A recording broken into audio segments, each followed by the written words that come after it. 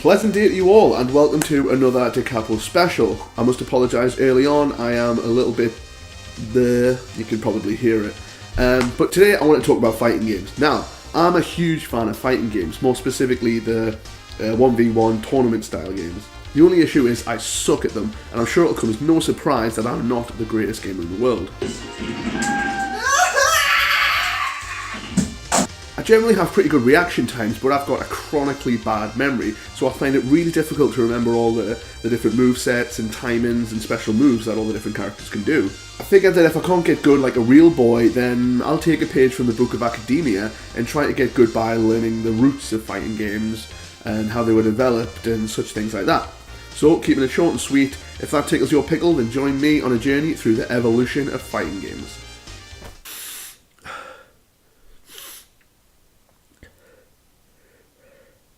Hadouken!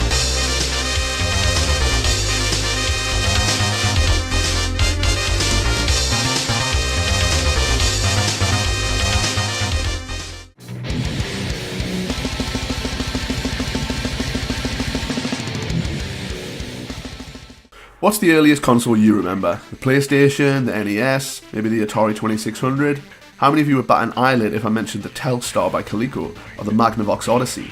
Well, the Odyssey is believed to be the first real functioning home console released in 1972 after its conceptual predecessor, the Brown Box, was created in 1966 by Ralph Baer, only able to play a chase game where two dots chased each other around an empty screen. The box was tweaked, built upon and paraded around like a new hat until finally Magnavox showed interest in the product in 1972 and the Brown Box was released as the Magnavox Odyssey. Why am I telling you this, you might ask? This is a video about fighting games, you half-baked excuse for a shithead.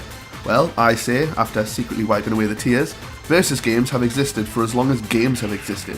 Even before the consoles, you had crazy devices that looked like sine wave machines playing tennis, huge tic-tac-toe machines, and much, much more. The main focus has always been one player versus the other. It was a natural thing and has remained with us to this day. So, people are getting a little bit bored after playing a million games of Pong or virtual dot chase. So how do we progress? What's the next step? How do we keep gamers excited about games and wanting to buy new consoles? Well, kicking the shit out of each other, of course.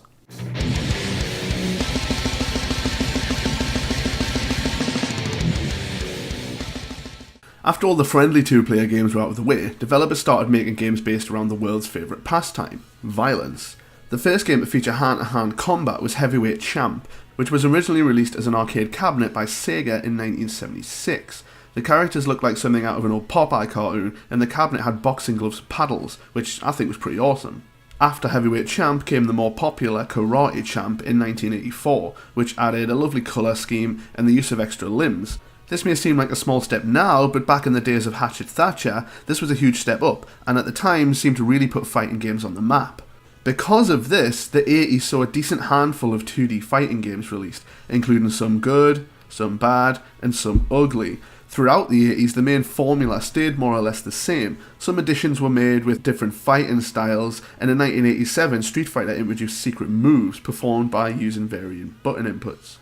All in all, the 80s seemed to have all the basics there, but everything needed a little bit of tweaking.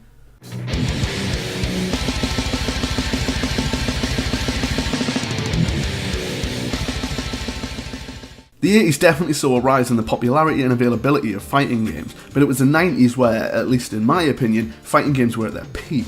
The 90s basically saw the release of every fighting game you've ever heard of.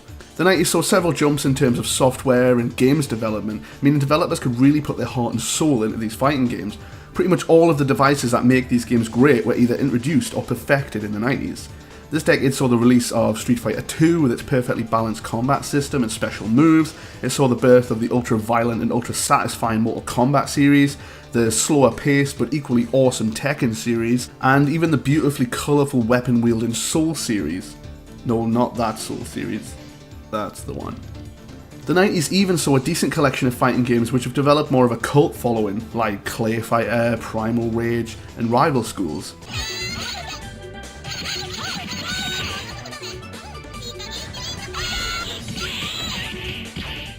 God, I fucking love Rival Schools. And finally, the 90s even saw the introduction of tag team fighting games, allowing one player to switch out between two characters during battle. It's hard to deny that the 90s really was the decade for fighting games. It was when tournament fighting was perfected. It's easy to prove that this was the best decade by simply going back and trying some of the games again. They'll be just as relevant and entertaining as any fighting game released today. Now, put that same logic against fighting games of the 80s and it doesn't quite ring true. Basically what I'm trying to say is that the 90s, I just wanted to say 90s again, was the definitive decade for fighting games.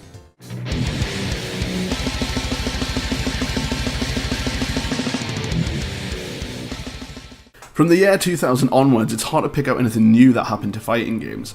Yes, new games were being released left, right and centre, but they never really offered anything brand new. Because all the mechanics of fighting games were more or less perfected in the 90s, the only thing left to do from the noughties onwards was to keep updating the graphics, the rosters, and tweak the fighting systems a little bit.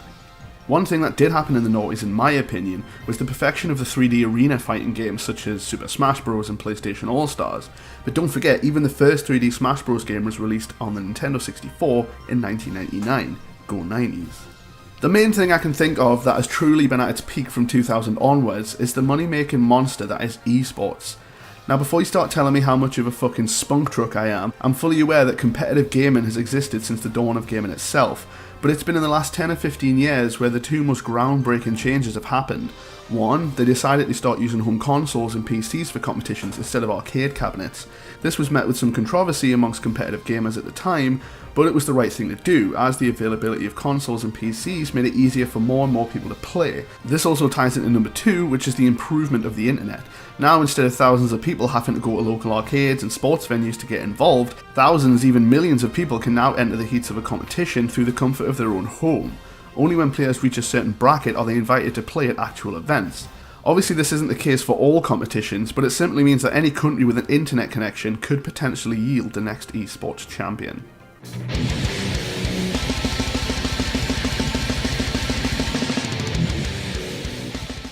With what I've said in mind, it's no surprise that fighting games are so popular. They've got some of the coolest characters and most awesome aesthetics of any video games, and people really like that. Even to the point of obsession. I mean, a friend of mine has a Mortal Kombat sleeve, which I'm very jealous of. But what's the next step? How do you further show your appreciation for these characters? How about by mastering them? Anyway, I digress. I also like to believe that it's a commonly held fact that fighting games are hard for the average Joe gamer. Yes, we can all throw it on easy mode, but as soon as you step into the harder difficulties, it's almost like you're playing a different game. I mean, I do try to put time aside to practice and get better, but I always end up distracted.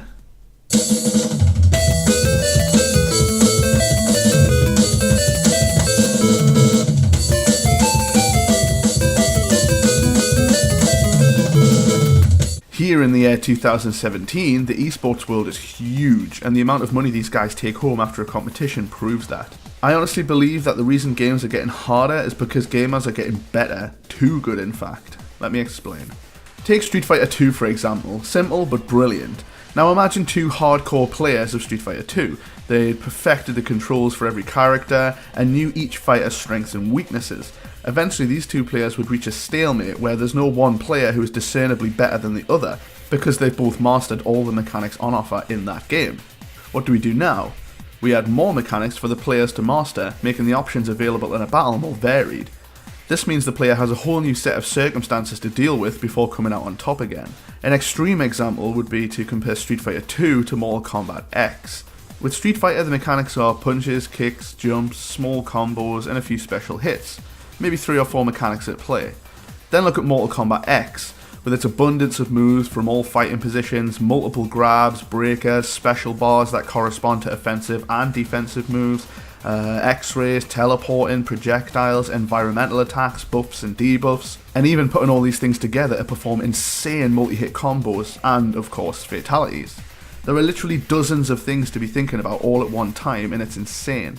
I can barely get Guile to throw a sonic boom in Street Fighter 2, so how the hell do the developers expect a layman like me to get to grips with all of that? And that's why not only are fighting games getting harder, but gamers are getting so much better. They have to keep up with new moves to stay one step ahead of the competition. I mean, imagine me up against the latest esports champion. Yeah.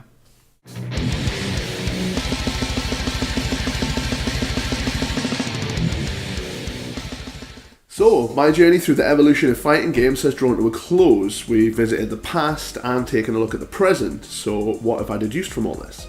The main point is that I still suck at fighting games, and if things keep going the way they are, I always will. Ultimately, I blame my poor gamesmanship. I've only really played fighting games as something to do with friends, and just really casually. I barely ever go online, and I would be the absolute laughingstock of any serious competition. So there's my excuse. If you want to be really good at fighting games, you have to really have stuck with them throughout the years. Obviously this won't ring true in every scenario, some people have just managed to get good. But honestly, if you've never played them before, it's going to take a hell of a lot of practice and a hell of a lot of grinding if you want to compete with the big boys. Well my friends, I hope you've enjoyed my little jaunt through the evolution of fighting games. I hope I've put forward some points and opinions that you might not have thought of yourself before. If you learned something today, or if you just liked the video, then please remember to leave a like, and also remember to subscribe if you want to see more of this parcel of shit. Now to cap off, I know there's going to be a bunch of you calling me a whiny bitch who's just really shit at games, and to you, I say... That's about right. Yeah. Bye.